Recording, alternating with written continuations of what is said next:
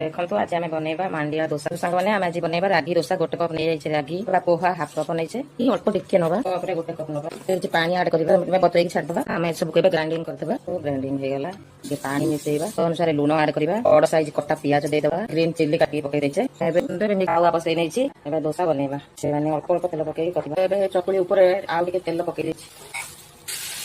देखा सांग मैंने चकुली है कि ना चकुली होगा मांडिया चकुली बाहर करना मांडिया चकुली ना ऊपर फाटी फाटी जाती से ऊपर तेल देते चकुली सब सांग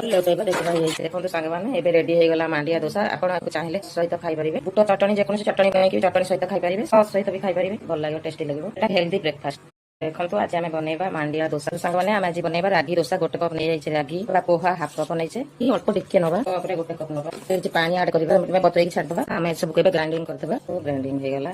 पानी मिसेवा अनुसार लुण आड करवा बड़ साइज कटा पियाज देदेवा ग्रीन चिल्ली काटी पकई देचे आवा बसई नहीं दोसा बनवा से अल्प अल्प तेल पकई चकुली उपर आउ तेल पकई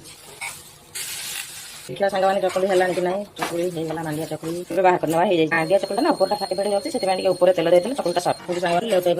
देखो सांग मैंने रेडी होगा मांडिया दोसा आपको चाहिए सहित खाई बुट चटनी जेको चटनी बनाई चटनी सहित खाई सस सहित भी खाई भल लगे टेस्टी लगे हेल्दी ब्रेकफास्ट।